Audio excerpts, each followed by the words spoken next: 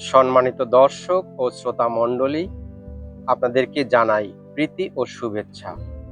শুভ দিন। আজ সোমবার 21শে জুলাই 2025 খ্রিস্টাব্দ। আজকে আমাদের জন্য ঐশবাণী সাধু মথিরচিত মঙ্গল সমাচার 12 অধ্যায় 38 থেকে 42 পদ। আজকে পাঠের বিষয়বস্তু যিশুর পুনরুত্থানেই যিশুর প্রকৃত পরিচয়ের চূড়ান্ত প্রমাণ।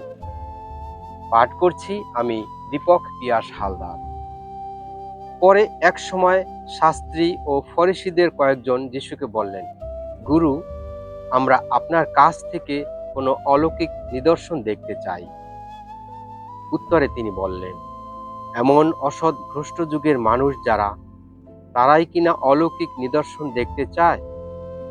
কিন্তু প্রবক্তা জোনার সেই নিদর্শন ছাড়া তাদের তো আর কোনো অলৌকিক নিদর্শনই দেখানো হবে না।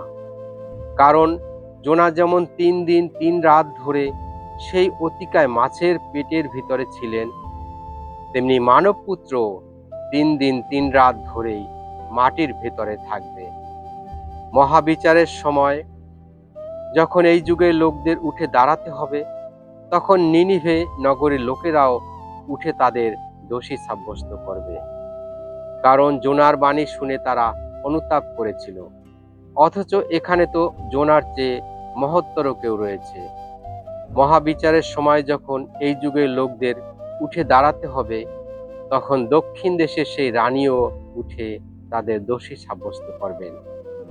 কারণ সলোমনের মুখ থেকে পরম জ্ঞানের কথা শুনবার জন্যে তিনি পৃথিবীর সুদূর প্রান্ত থেকে এসেছিলেন, অথচ এখানে তো সলোমনের চেয়ে মহত্তর কেউই রয়েছে।